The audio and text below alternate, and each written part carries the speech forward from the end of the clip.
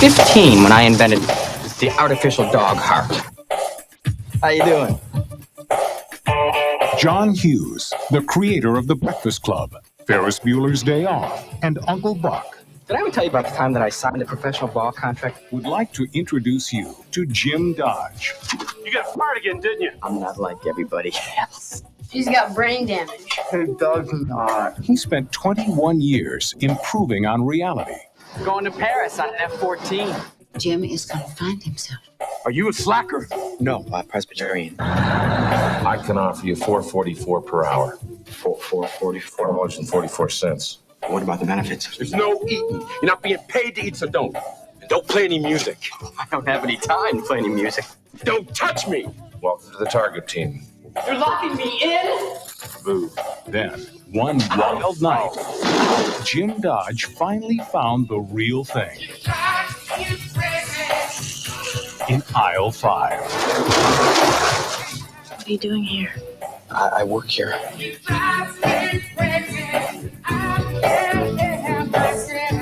Do you know how you make me feel? Like a natural woman? I'm a janitor in training. You're an heiress. You know what your problem is? No, but let me go get my list. What are you planning to steal? Hairspray? Well, we haven't decided yet, have we? From John Hughes, Career Opportunities. The story of a man and a woman, aisles apart. If I was sweating, would you touch me? I would probably touch you even if you were covered with spiders. And one night that changed everything. It's not as uncomfortable as I thought it'd be. Oh, no, it's not that.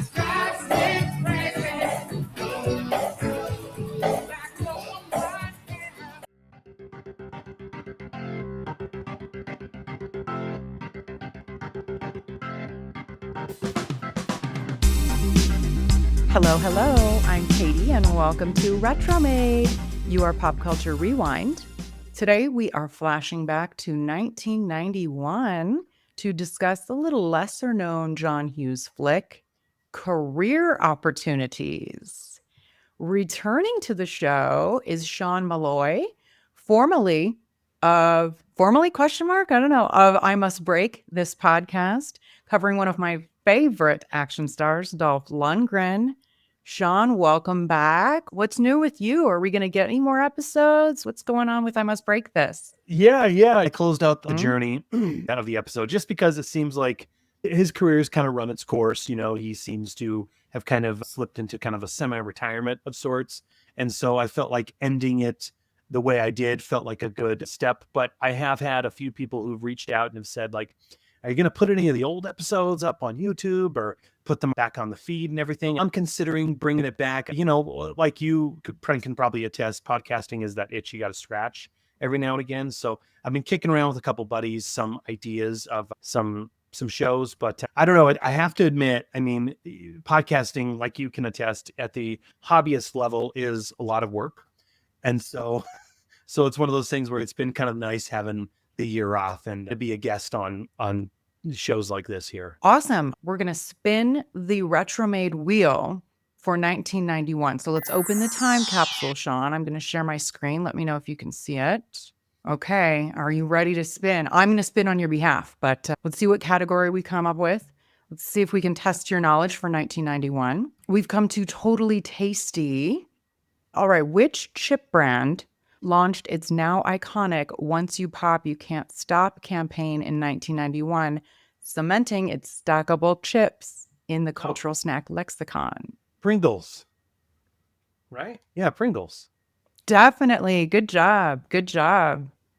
Which lunchbox drink saw a spike in popularity in 1991, in part due to its flashy silver pouch and extreme sports-themed commercials targeting kids?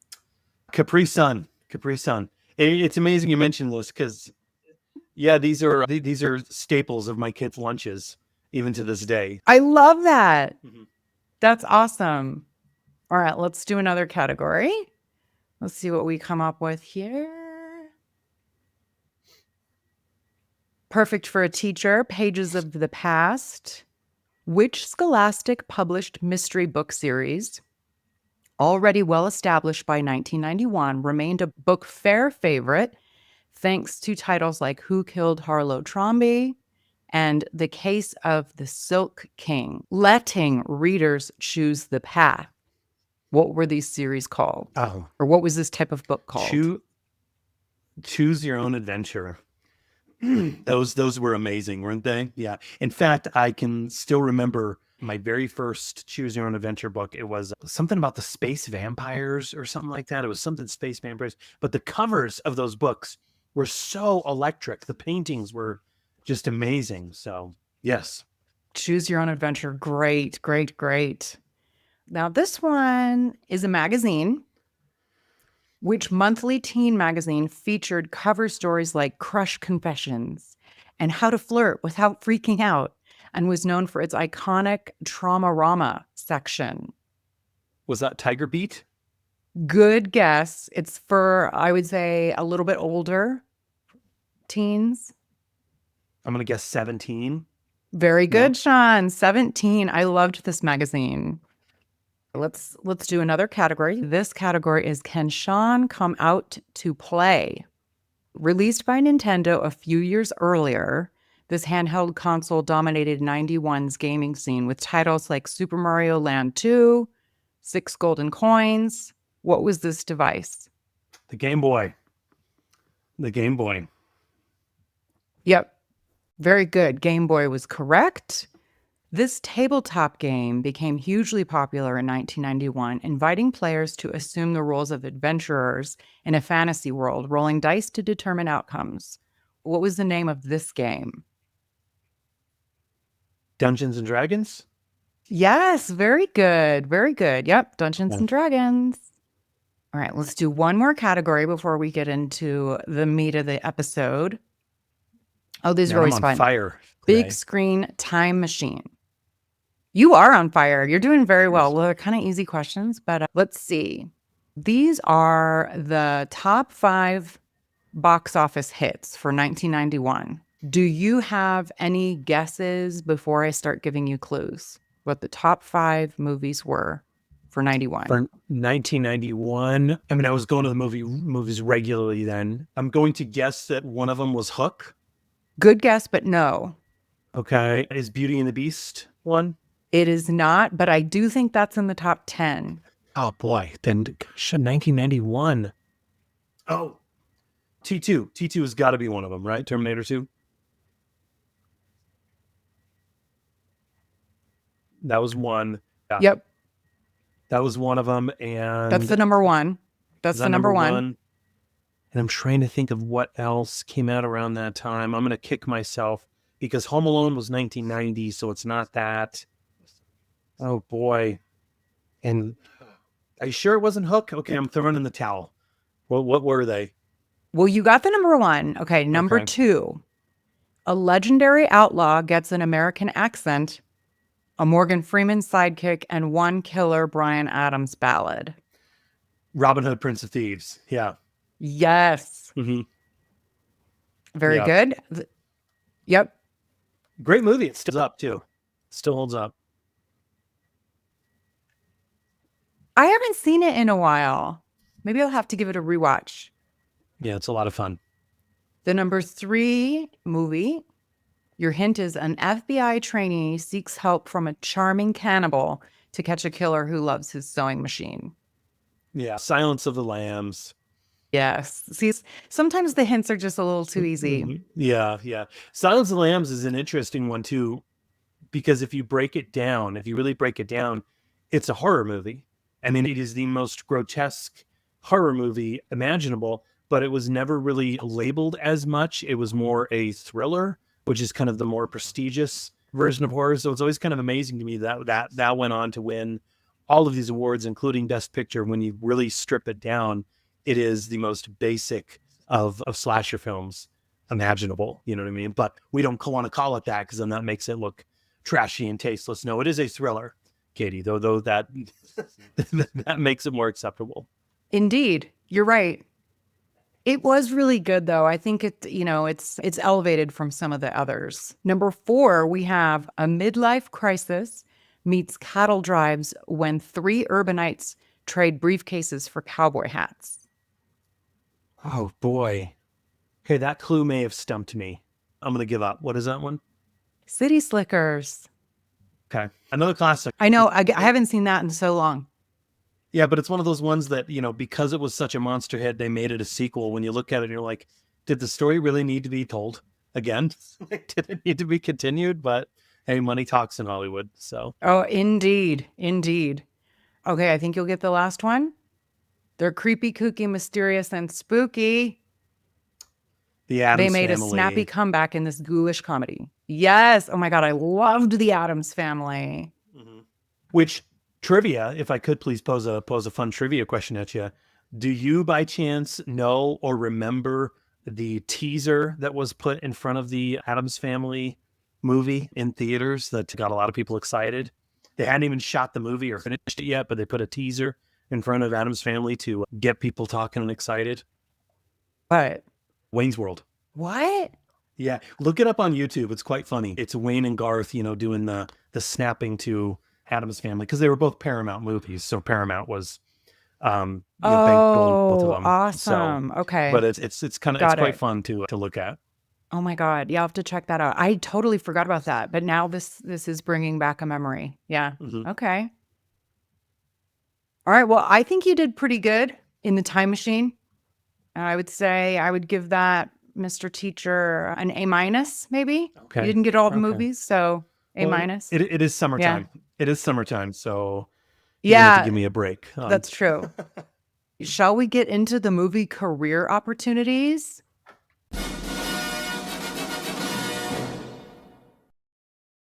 Yes. This came out March 29th, 1991. It's PG-13. It's very short. Even watching it last night, I was like, wow, it's over already. Okay. It's got a 5.8, which is not very good on IMDb. The director here is not John Hughes. It is Brian Gordon, who, if that doesn't sound familiar to you, he's done a lot of TV directing and has been nominated for an Emmy twice. It looks like for Curb Your Enthusiasm. So that's Brian Gordon. John Hughes is our writer here. And this is an interesting movie because Hughes said that the film was a disappointment because he didn't have his usual creative controls. And he later stated that the film was cheap and vulgar and that his suggestions for the movie were ignored. Therefore, he was so unhappy how this movie turned out that he asked Universal to remove his name from it. But they refused because he was kind of a hot name at this time coming off of Home Alone. What do you think, Sean? Well, I was hoping you'd bring that up, actually, because I, just found that out myself about a year or two ago. And it's really interesting to hear that because, yeah, I vividly remember seeing this. I didn't see it in theaters, but I did rent it when it came to VHS. And I don't know. I don't know how you feel, but I've always felt it was a delightful little movie. You know what I mean? Like it's not amazing or anything. Is it one of John Hughes's best? Probably not, no. But I think it is just a fun little movie. If you look at it compared to his other movies that he's known for, okay, so if you look at it compared to his high school movies, right? Breakfast Club, Weird Science, and 16 Candles, all of those, right? I think it can be viewed almost as an interesting continuation of those, okay? What happens to the teenager that we focused on in high school, that we spent this time with in high school? What happens to that individual once they graduate and go out into the real world and don't really know their place, don't really know where they're going or what their true purpose is? And I think that is something that for the most part, I don't know about you, but definitely me, anybody in their early 20s who's kind of lost and is kind of figuring, okay, now what? What's the next step?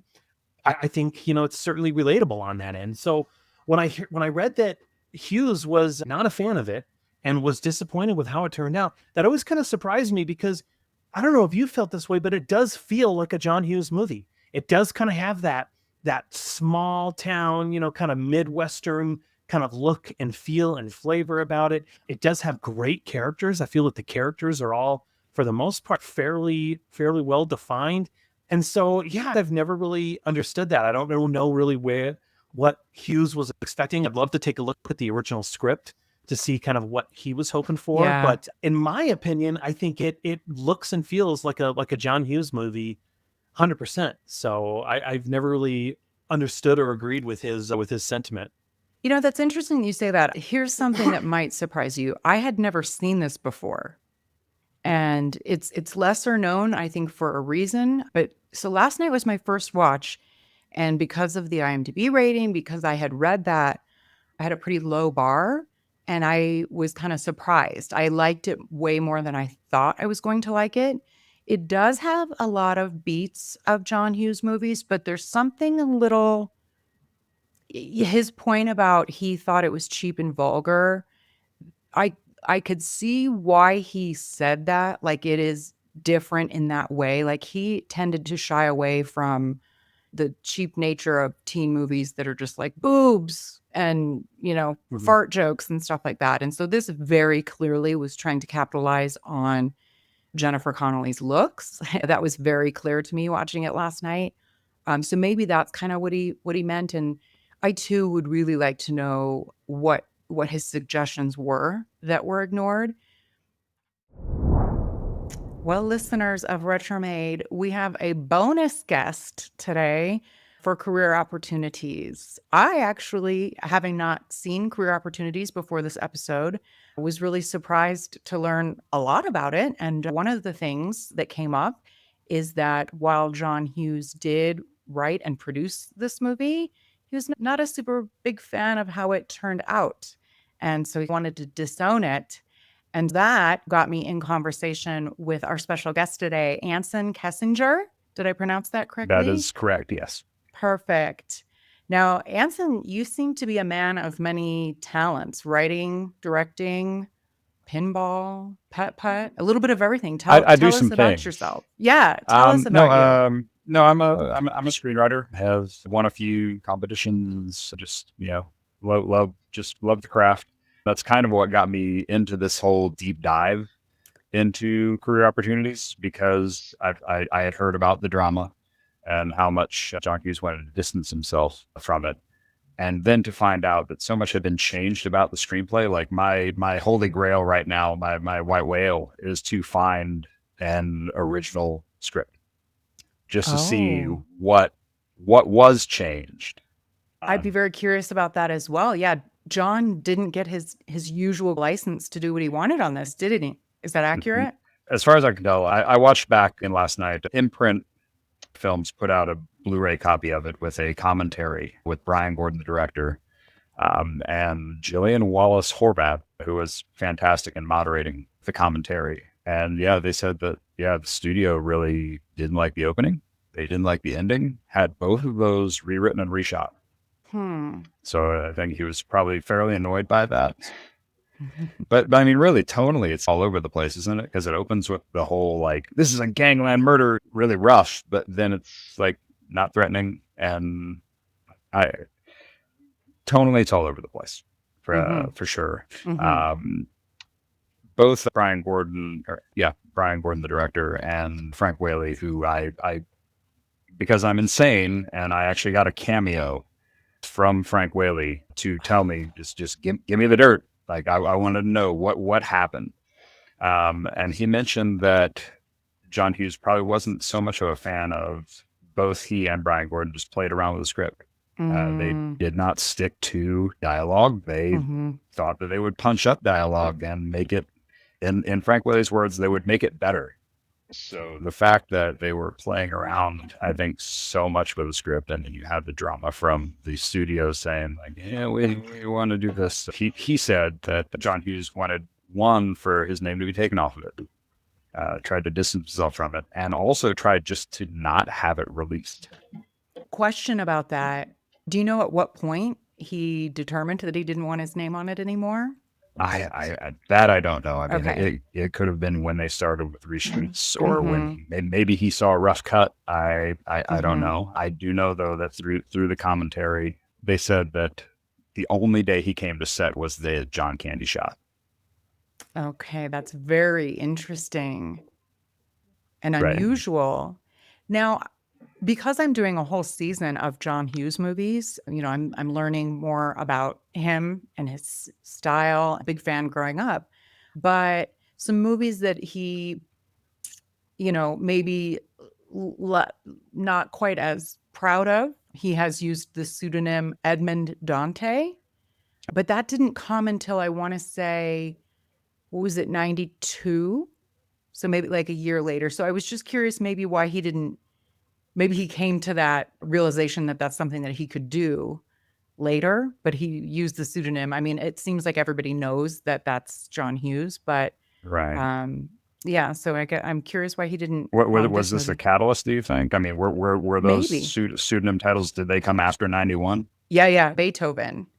I think the first movie, and that came out in 92, that he wrote then under a pseudonym. this must have been the title that gave him a plan. Maybe. That's interesting. So it sounds like Frank Whaley didn't have, I don't want to put words in his mouth, but maybe. Well, I can Yeah. tell you what he told me. Yeah, please do. I mean, he was young, Jennifer Connelly, of course, and Brian Gordon was a first-time director on this. So I think they were just they were just getting their legs. They were really just, trying to have fun with it. And I think maybe John Hughes was maybe a little more rigid and like, no, this is the way that I want it to go. But Frank Whaley also said that he's proud of it. He thinks it stands up. And he's like, it's not Citizen Kane. It's not, he said, it's not The Godfather. No. But he's like, I think it stands up. And I saw it originally in the theater in 91. It's kind of nostalgic for me. My grandmother took me to see it, and a young boy of 16, Jennifer Connelly.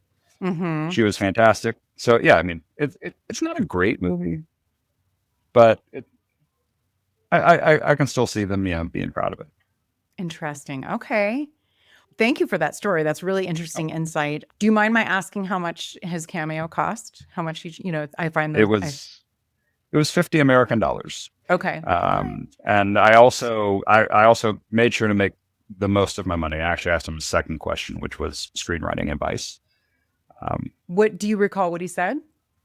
Just keep writing, keep at it, refine your craft. In a nutshell, yeah, that was it. Okay, so nothing new for you there. No. I mean, but I guess as a way to kind of press, just keep pressing you on. You're on the right path. Okay. Are you a fan of John Hughes or not? Do you have thoughts about John as a writer or director? I think he's a product of his time. I think a lot of stuff I think socially doesn't really work today. Right. Like I said, I like career opportunities, but there are some icky parts for sure. In a lot of his movies, as we're rewatching them, I'm like, ooh, yikes. Yeah. But this will bring me to, I want to put my wife over real quick. I introduced her to Weird Science. Probably just about 5-10 years ago. I love it. And it was her first time ever seeing it. Oh, wow. And we get to the end, and we get to the end credits, and she blows my mind. She says, I get it. It's Mary Poppins for teenage boys. Oh, wow. And I was just like, I cannot. That is amazing. It is, isn't it? That's great. I've not heard anyone use that comparison before. I love that. Yeah. Yeah. She nailed it. Yes, she did. This has been awesome. Thank you. First of all, it's great. Thank you. What kind of stuff do you work on? You said you're a screenwriter. I do some contests. I'm just writing my own stuff, trying to get my stuff out. I do 48-hour film projects, if you're familiar with those. No. It's where teams assemble, and within the time frame of 48 hours, they write, shoot, edit, and submit a 4 to 7 minute film. Oh, yes. Now I have heard of this, right. But okay. Yep. And you're giving the prompt of a required character, required line of dialogue, and a prop.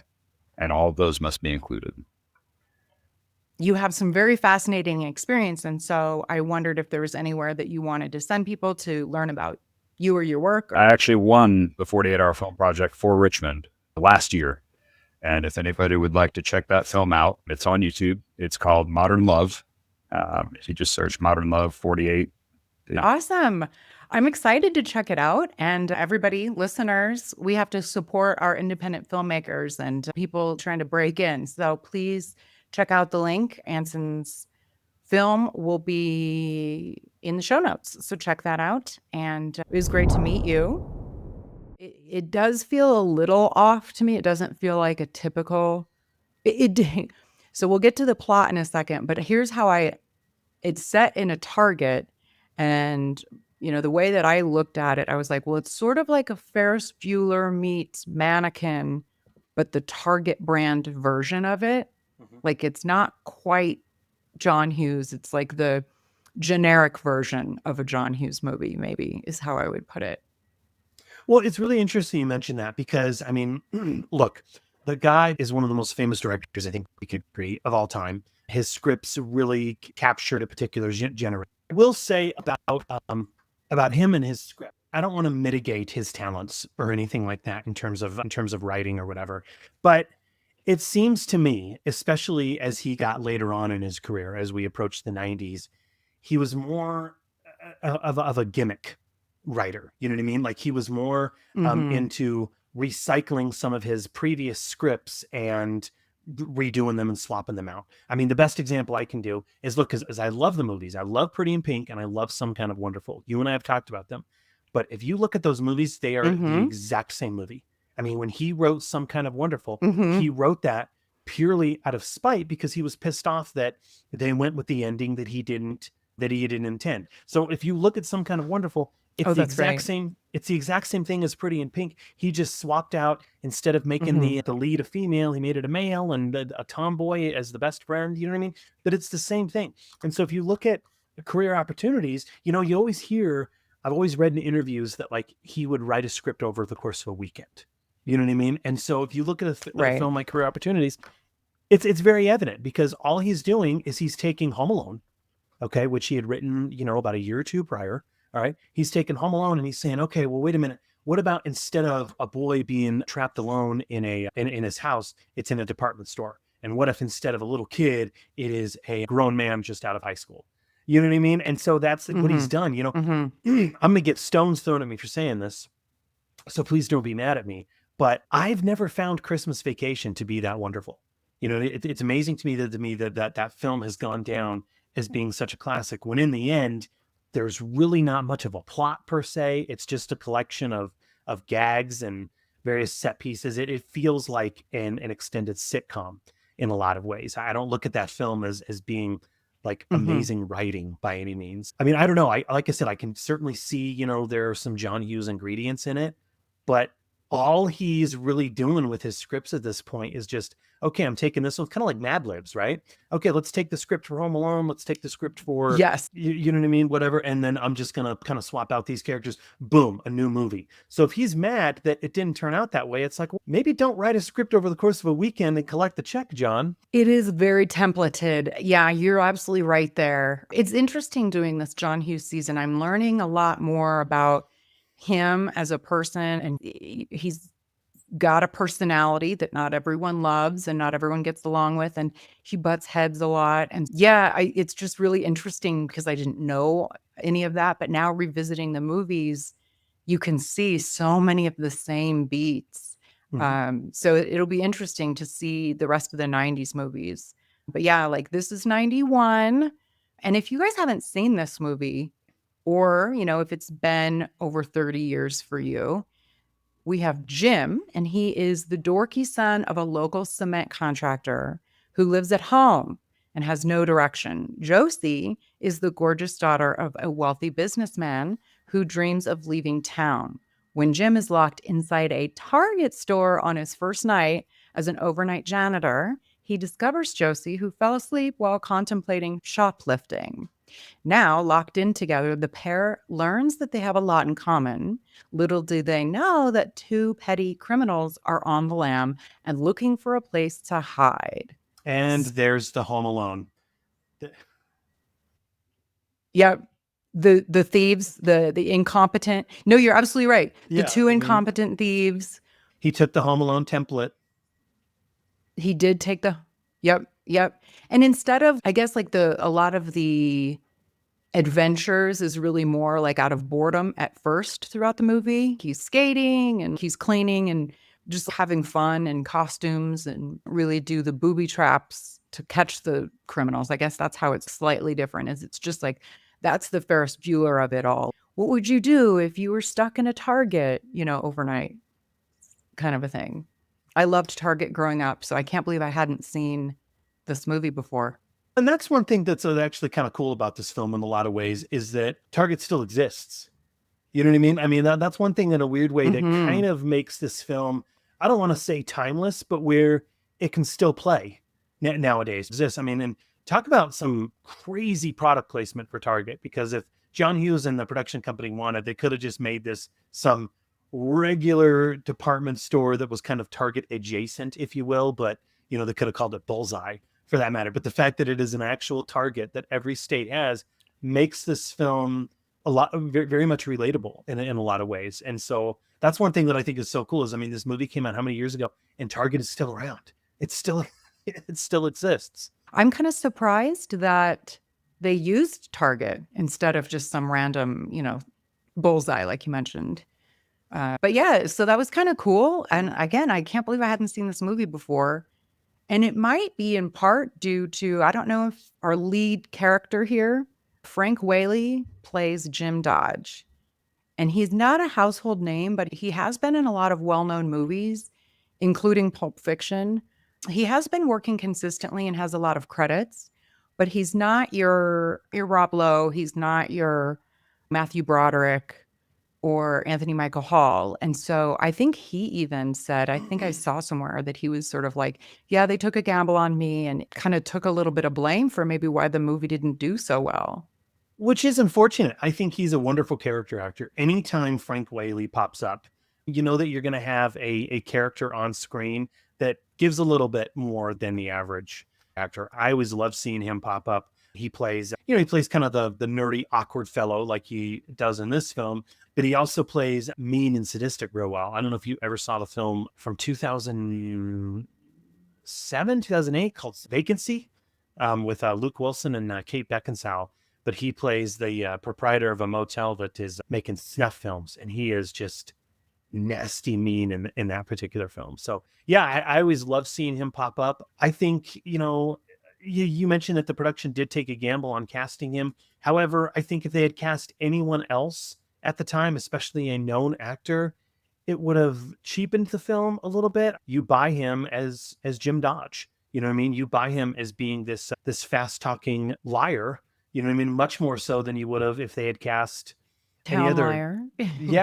any other name at the time. I'm trying to think of a, you know, 20-something-year-old name in 1991. You know, I mean, can you imagine if Christian Slater was in this film, for example? It wouldn't play as well. You know what I mean? Yeah. He would be much more cool. We have Jennifer Connelly playing Josie McClellan, and I think they used her maybe after the fact. Like they really, really leaned on her looks, I think, in this movie. I mean, she was gorgeous. She looked just like breathtakingly beautiful. But that white tank top was doing a lot of the work for this movie. What do you think, Sean?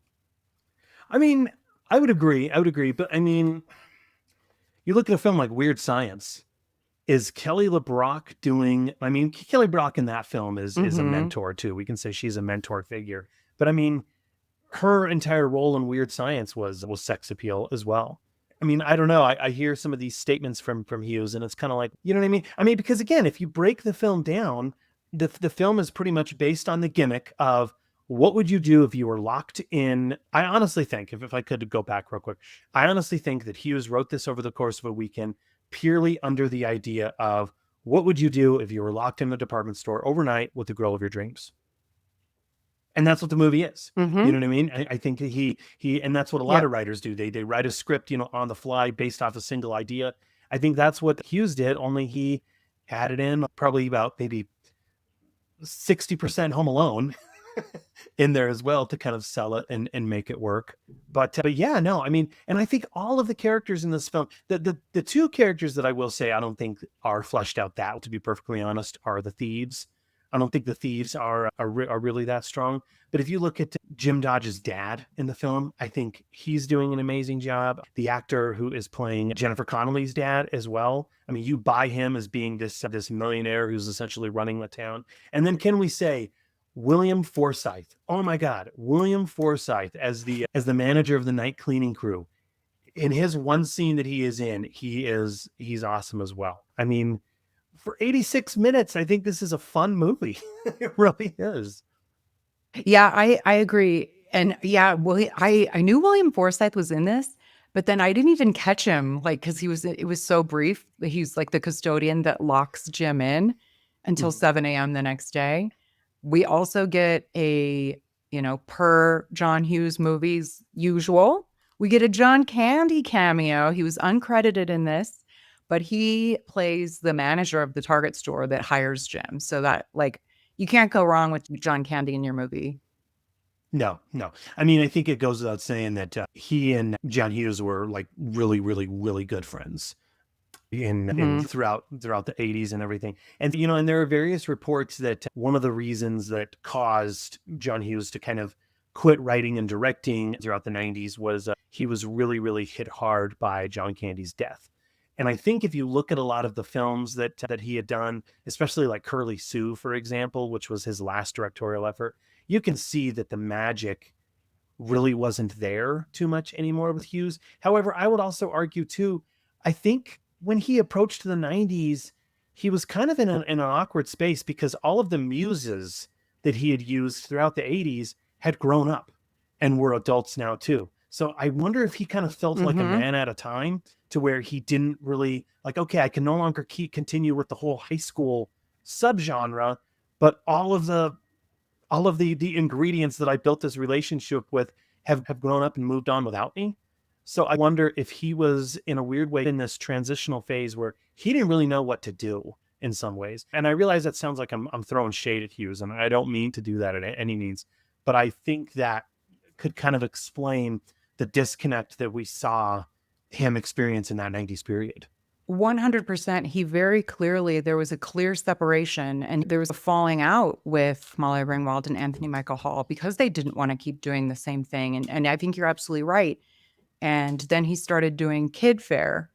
And this one is kind of like a middle of the road one, but Home Alone and Beethoven and Dennis the Menace and Curly Sue, like that's all like his 90s movies, and Home Alone 2, seem to be more kid fare.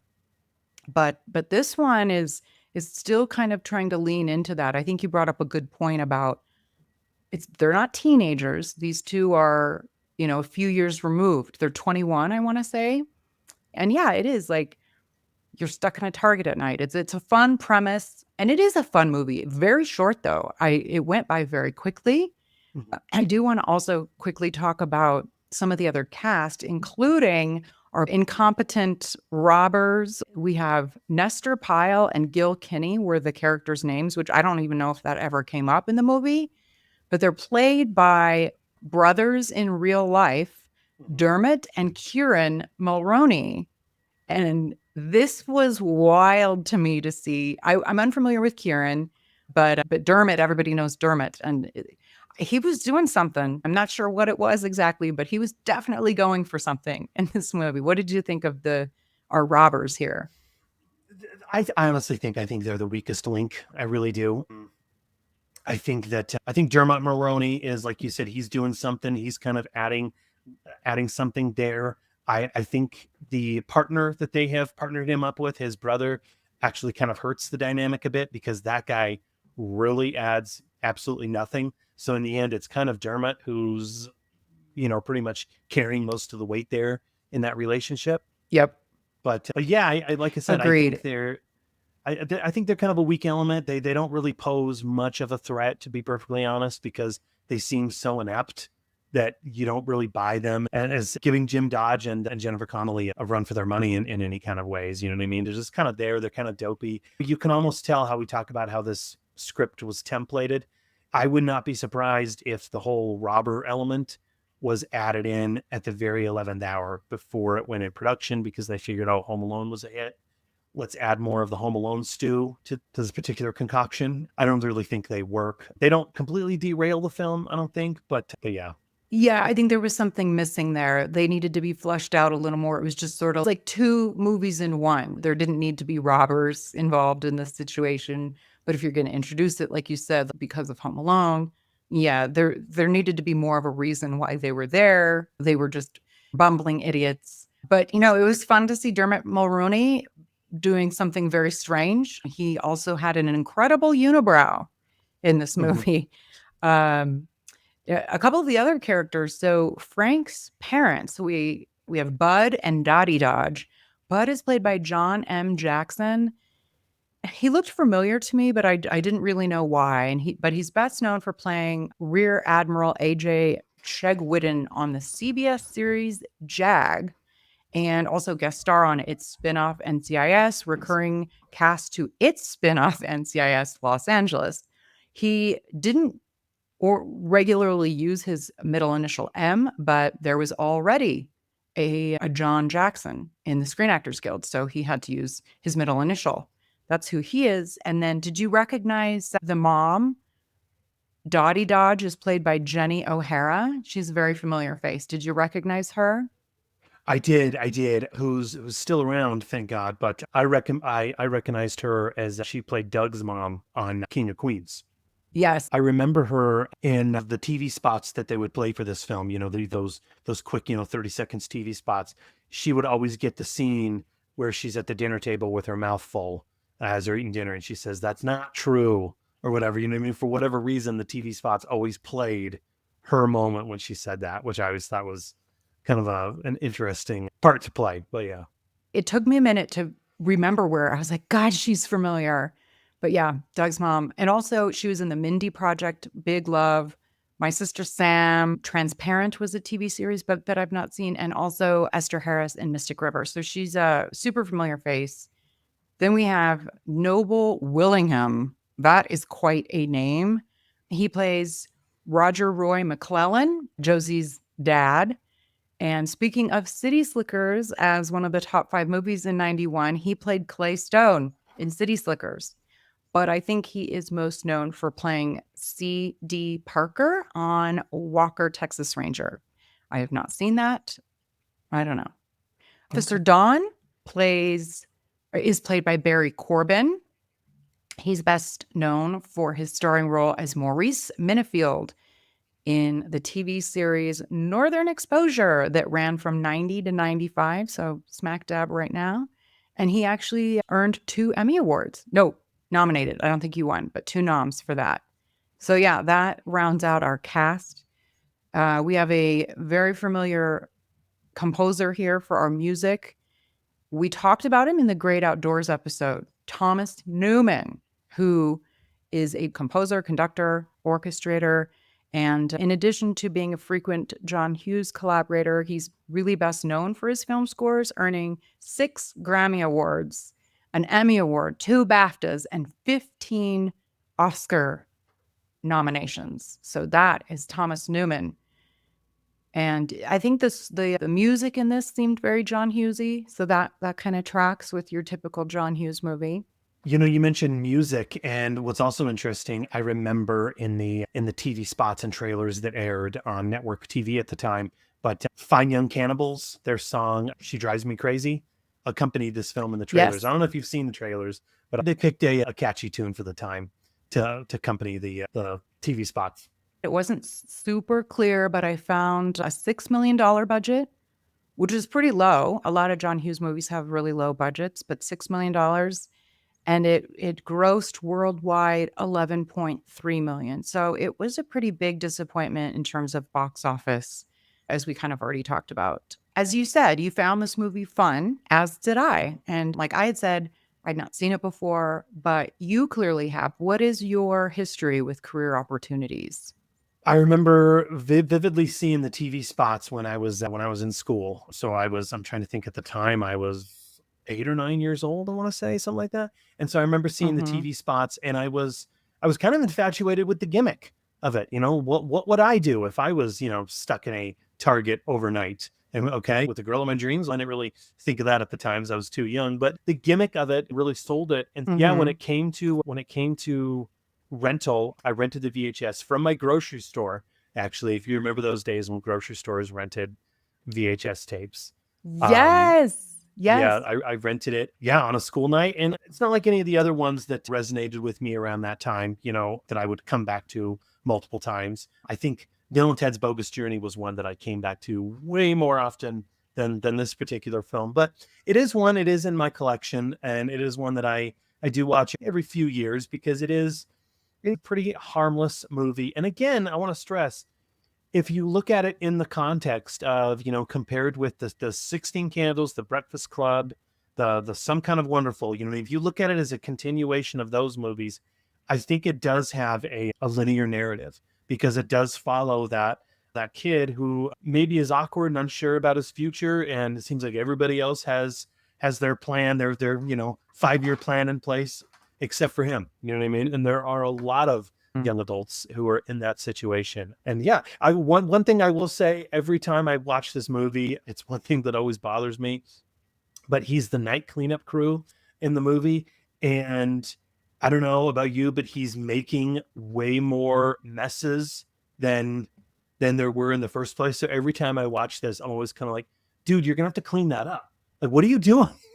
That always kind of bothered me. But as an adult, because I hadn't seen this as a kid, I very much, that was bothering me too. Like my OCD or my just anal retentive nature. I was like, oh my God. Yeah. Also, he's just like eating things, playing with things, trying on clothes. And it's like, you're going to have to put all that back. And I was a little bit driving me crazy also. But I don't know. I feel like they could have elevated some of the adventures. It was just sort of like they roller skated a lot. But I feel like they could have done a little bit more, like the adventures, the things he does. They could have gotten a little more creative, I feel like, for, what would you do if you got stuck in a Target overnight? So I was maybe hoping for a little more excitement or entertainment in that area. And maybe that's why they brought in the robbers, to add another element of surprise and intrigue. And I'm trying to think, but security cameras existed back in 1991.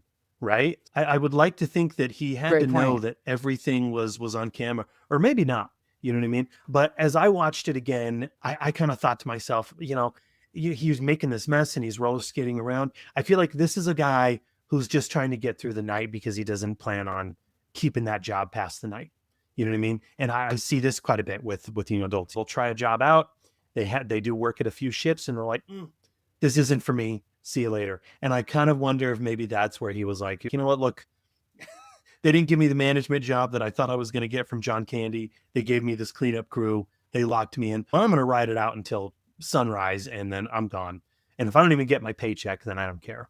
I almost kind of wonder if that was his mentality, which again is something that I think a lot of, let's be honest, fairly irresponsible young adults can certainly relate to. You know what I mean?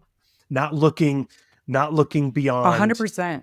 6 p.m. that night. You know what I mean? It's just living in the moment. Yeah, I think so. I mean, he's 21, he's living at home and he can't keep a job. So to your point, maybe he doesn't care if he gets fired, because this is one of so many, string of jobs where he gets fired from. He's aimless and his dad is like, listen, you got to get a job or we're going to ship you to your work for your uncle in some other state or something. They're like, they keep pointing this out. And I think this was a thing more so in the 80s and 90s, because now it seems like a lot of adults live with their parents, but they're like, once you're out of school, you either pay rent or you leave. Like that's the story here.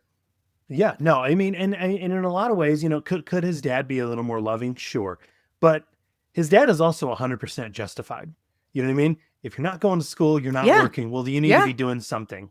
I've seen this quite a bit. It's like, dude, like, you need to pick a lane. College isn't for everyone. And I tell this all the time to my students. I totally get that. Find something. If you can find a trade, you'll probably be better off, to be perfectly honest. But I mean, man, just sitting and existing until you find something, that's not, benefiting anybody. And so I think that's kind of what Jim Dodge is, golly, for being 1991, it's amazing how that type of individual still very much exists today, post high school, Great point. I mean, he's 21. I would say nowadays you find people in their late 20s or early 30s. I think partially, to get to a financial element here in a minute, but things are very expensive now. So I know that's a part of why a lot of young people have a hard time moving out. But to that point, Josie says, so she's this like spoiled rich girl and she's sick of living under her father's thumb and she dreams of, she wants to go to LA. They get this plan. They're like, when we leave here, once we ditch these robbers, we're going to go to LA together. I have $52,000 in my purse, which is wild. And then he says, that's more than my house cost. So it just goes to show things were much more affordable back in the day. Mm-hmm. Yeah, no, to be fair, no, you're exactly right there. So yeah, isn't it funny when you talk to, parents and family members who bought houses back in like the 80s and early 90s, what they got them for, and you're like, oh my God. Mm-hmm. That's how much a car costs. Like, what's happening Mm-hmm. here? Yeah. Mm-hmm. Yeah. A question for you. So they call Jim the town liar. Everybody kind of knows how he is. He lies. He goes from one shitty job to the next. But we see him over and over again trying to impress the neighborhood kids, like little kids. Why? Mm-hmm. He's 21 years old. Why is he trying to impress the neighborhood kids? Because he can't impress anyone else his own age. That's as simple as that. You know what I mean? They look up to him. People his own age, people who he's graduated with, people he's gone to high school with, they're on to his grift. They know what is true and what isn't. You know what I mean? But a little kid that's a little impressionable and doesn't really know, yeah, heck yeah. And what a great, what a great final scene though too, where the kids get to see that maybe not everything out of his mouth was complete crap. I always loved the ending where he's in the car with Jennifer Connelly and he drives away and they're like, oh man, he's so cool. Because in the end, does he have a career at the end of the film? No, but he does get to leave the film more respected, I think, than he was when the film, where we see him at the beginning of the film. You know what I'm saying? Good point. Yeah, so they do end up, like, I'm jumping around here, but the movie ended. I can't determine whether I think it was abrupt or not, because the final scene essentially is they escape the robbers and cut to these two are at a pool in LA, in Hollywood. So they did what they wanted to do, but then that's it. It ends. Like, so I was like, did we need more than that or not? I can't decide. What do you think, Sean? I don't know if it's a matter of can't deciding. I think, you know what I mean? It's one of those things where, look, does he have to have his 5-year plan, immediately laid out? No, but we at least, like I said, I think it's kind of the hero's journey archetype. You know what I mean? He comes back to where he started in the film, being his hometown, being his house, but he is leaving with a newfound sense of respect. Maybe not so much about himself, because he is pretty cocky, but I think the people around him certainly know that he can do more. It would have been nice. I do think it would have been nice if we did get to see a little bit more closure between him and his dad at the end of the movie, because there are a few scenes in the film that almost come across as kind of pointless. You know what I mean? There's the scene where his dad can't sleep through the night and is raiding the kitchen and eating chicken and peanut butter. And you're kind of like, okay, obviously we have that scene because he feels he doesn't like the way he left things with Jim, and as a father, I certainly get that as well. You know what I mean? Wake up in the middle of the night and you're thinking, oh crap, I screwed up there. I should have been better. But we don't get that scene at the end where he and his dad kind of embrace, and his dad's like, look, I don't expect you to have it figured out, but I love you and I support you. We could have gotten that. Unfortunately, we didn't. The film was short enough. I don't think they would have lost anything and probably would have gained something if they added that a little bit. But did you feel that way, though, about those scenes with his dad in the middle of the night? Yeah, it's not like they had to cut for time, because this movie was extremely short. So I agree. That would have been a perfect way to make us feel, because it did feel a little abrupt to me. Yeah, they should have reconciled the parent relationship a little bit more. But I'm so glad you brought up that scene, though, Sean, because granted, I don't eat chicken, but he's raiding the fridge. He sticks a chicken leg in the peanut butter jar. And I was like, oh my God, that's disgusting on so many levels. I mean, like, wow. Yeah, no, not very appetizing, but hey, he's a dad who's having a sleepless night. You know what I mean? I guess it works to that end. But yeah, you mentioned spring this came out. Can I just say real quick too, the other thing too that I think is important to note about this particular film is just that a movie like this went to theaters. And I've been saying this numerous times. I think I've echoed it on my show when I was going, but I've said it to friends and everything like that. But a movie like this nowadays would not go to theaters. At best, it would be premiered on like a Netflix or a Hulu. Like anymore, it seems like the only thing that comes to theaters are IPs and franchises, comic book movies, things of that nature. So it's really kind of cool that in the spring of 1991, this little movie managed to go to theaters. And boy, oh boy, would I love to go back to those days, because we got so much more eclectic, weird, diverse content that occupied the multiplexes than we get nowadays. The 90s were all about that. So this is the perfect opening for a trend that would continue in the 90s. While this wasn't like an independent film, it was like a little film, you know. So I agree. And I also long for the days of the 90s, you know. I wish we could go back. Speaking of which, there is a shot where they're showing all the items that the robbers, they're like filling up their carts that they're going to steal all this stuff from Target, and they take this red phone, and I had that exact red phone. It's got a black handle on a red base. Do you know what I'm talking about? Do you remember that scene? I had that phone. I loved it. I remember that scene. You know, the other scene that I remember, if we're going to go back, you know, looking at Target, but the wall of tapes, the wall of cassette tapes. I don't know if you noticed that either, but that was an area that I loved perusing. Cassette tapes were replaced by CDs. CDs were eventually replaced by MP3 and everything like that. But, you know, it's just wild to think that there was a time where a Target had a music section, and the music section was one, maybe two walls that from ceiling to the ground were stacked with tapes in alphabetical order by genre. You know what I mean? It was almost, it was kind of fun in a weird way, you know, if we could go back, but it was always kind of fun. You always, I mean, this is before the age of Amazon too. So if there was a song that you wanted, if there was a band that you wanted, whatever it may be, going to the store and running down, going in alphabetical order, trying to find it, it almost felt like a fun scavenger hunt in a lot of ways. Great point. And that scene with the wall of tapes, when Josie's looking through them, one of the visible titles is the soundtrack for The Breakfast Club. So, of course, you know, there's always all these little, John Hughes is notorious for that. So doing things like that. So that was kind of fun. Yeah. Yeah. I did not notice that, but yeah, no, it wouldn't surprise me. Not very much trivia, but I have a few pieces of trivia. I'm curious to see what you think. In the UK, this movie it was released as One Wild Night, which I think is a far better title for what this movie is than Career Opportunities. What do you think? I think I'm going to have to kind of disagree there. I think One Wild Night is much more, is too much more on the nose.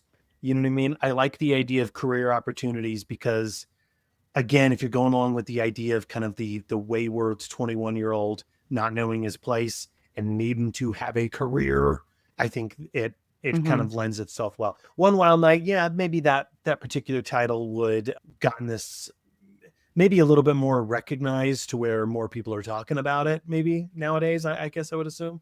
But I don't know. I think the title Career Opportunities is pretty apt, I feel. Interesting. That's fair. I guess maybe that's why, like, I was unfamiliar with this movie. And based on the title, I sort of thought it would be like a workplace comedy or something. So I was kind of surprised to realize what it was actually about. But you bringing up his like state of mind kind of makes sense as well. Yeah, definitely. But yeah, it's funny that you mentioned Jennifer Connelly and how she is presented in the film. It's funny, the last time I watched this, my wife was watching it with me and she was just like, oh my God, her eyebrows. It's so funny that she mentioned that. I don't know if you picked up on that or not, but she was like, you know, her eyebrows are out of control, you know? So maybe that was a 1991 style. I don't know. But she is beautiful in the film. She really is. So two things. Yes, eyebrows, like that style of eyebrows was much more of a thing in the early 90s. But B, Jennifer Connelly, it's kind of her trademark. Like her eyebrows are kind of what she's always had, those kind of eyebrows. She's kind of known for that. Yeah, interesting. There were a few other people considered for Jim and Josie. Terry Polo screen tested for Josie. That would have been a very different movie. Yeah. And it's interesting that she really didn't get her big role until exactly 9 years later in Meet the Parents, huh? Yeah. And then she also kind of slowly disappeared again, didn't she? But I think Jennifer Connelly, I mean, she nails it. I Mhm, mean, mhm. just like Frank Whaley nails the role of Jim Dodge, I think Jennifer Connelly really does nail the role of that bombshell that is sexualized by everybody around her, even like her dad's business partners, which was really gross, but who wants to break free of that. I agree. Jennifer Connelly was pretty perfect for this. She's got that mysterious nature to her, really beautiful, kind of that quietness and yeah, like a seductiveness to her that even adults are grossly into. I guess she was 21, but still. And then I did read that Josh Charles and Pauly Shore were both considered for Jim Dodge. Now, Josh Charles was Christina Applegate's love interest in Don't Tell Mom the Babysitter's Dead, and I never really loved him in that. I so I don't know. I guess he would have been more or less the same. They're both kind of like to me as Jim, but Pauly Shore, that takes it to a goofy level, and I almost think that would have been funnier. I don't know. I guess I'm just not a big Frank Whaley person, I guess. I mean, I think it, look, I think it would have worked if it was Pauly Shore. I can certainly see that, but it also would have become a Pauly Shore movie. It would have, had that same type of humor that we saw. Actually, maybe not 1991, because he really didn't develop the Weasel persona until about a year later, really, when he was doing MTV. So maybe he would have been a little bit more normalized. I could certainly have seen that maybe working, but I don't know. I think Frank Whaley is fun. I love what they give, the little characteristic with his hair, how he kind of has this Elvis style hair. He almost feels like a man out of time in a lot of ways, like he's from the 50s, but in the 90s. Yeah. Even like his clothing that he's wearing, I love the scene too, where he's at the coffee shop at the beginning. That's the other thing too. The scene at the beginning where he's at the coffee shop, sitting by himself, telling these stories, trying to get people impressed. And he's saying, when are you going to get, is it sashimi or something like that? This dish, he reminds me of the, what's the term? My daughter taught me it actually about a week ago, a pick-me girl. You know what I mean? He kind of reminds me of someone who's purposely just saying something, throwing it out in the ether so that someone could turn their head and be like, oh, wait a minute. You've had that particular dish from this other continent, just so he can get it's so cloying, but in a weird way, that's his character. Yeah, you bring up a good point. I don't hate Frank Whaley for this. And yeah, he plays that like desperation. It's like his character has this desperation for attention, but he's like dorky and he gets his dream girl in the end. And so it's every boy's dream, I guess, the end of this movie. You guys tell me what you think. Have you guys seen Career Opportunities?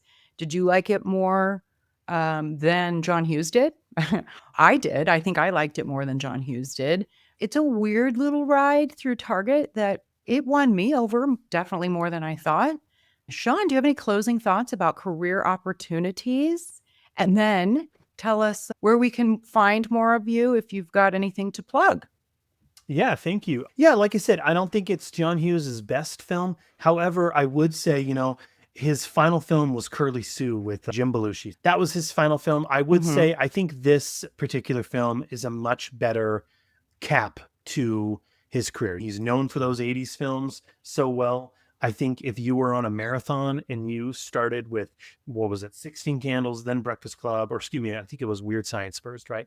Weird Science, 16 Candles, Breakfast Club, then Pretty in Pink, then Some Kind of Wonderful, and then Career Opportunities. I think it would be a really nice cap to that entire series in a lot of ways. It's not the best, obviously it's for good reason that it's not as quotable and iconic, I think, as some of those other ones, but I do think it has, a lot of things of merit. Like I said, it is a delightful little movie that I don't think is terrible by any means. So I really do appreciate you extending the invite and allowing me to go down memory lane and watch this one again. This is one that I was able to show my tween at home, my preteen daughter at home. There's a couple parts that I maybe had to mute or something like that, but she did enjoy this one as well. As far as any plugs, I really don't have anything at the moment. I think continue checking out the Last of the Action Heroes Podcast Network feed, because there are some cool shows on there. If anyone does want to hear more of me, I think the final 22, 23 episodes, something like that, of my show are still on that network feed. So you may have to go back a bit, but it's called I Must Break This Podcast, and it can be found on there. Awesome. Awesome. Yeah, I would definitely check out Sean's catalog from I Must Break This Podcast. It's fun. We all need a little more Dolph in our life, is what I always say. But if you had fun with us on this ride with Career Opportunities, I would very much appreciate it if you would let me know by leaving a review. Pretty please. And until next time, be kind. Rewind.